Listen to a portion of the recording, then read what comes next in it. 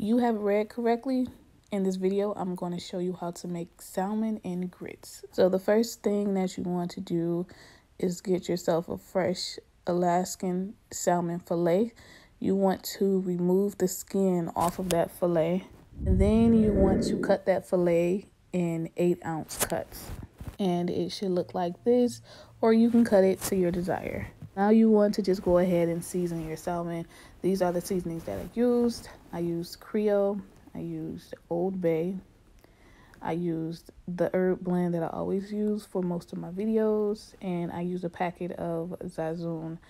This is in the Mexican seasoning section if you want to use it. And I also put some cracked black pepper on here. And I added some white cracked pepper on here as well for flavor enhancement.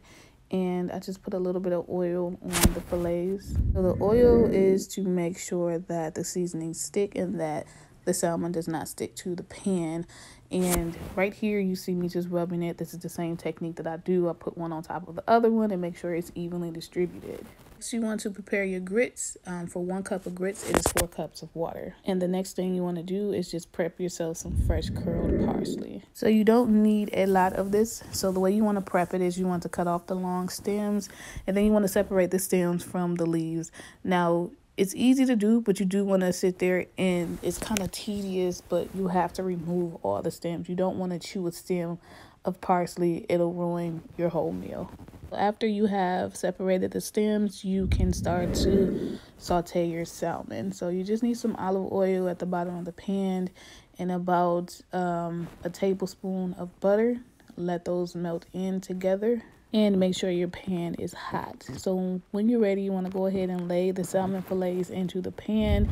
And you want to cook those for about 4 minutes per side. And then you want to flip them. You want to create a crust, but you do want the salmon to stay moist. So after the first flip, you're going to add about 2 tablespoons of lemon juice and let it cook.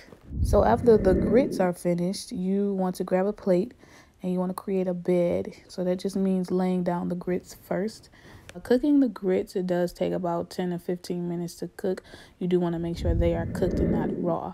So after that, you want to take one of the salmon fillets and you want to lay it on top of that bed of grits. And now you're going to take the extra butter that was in the pan and you're going to drizzle it over the salmon fillet.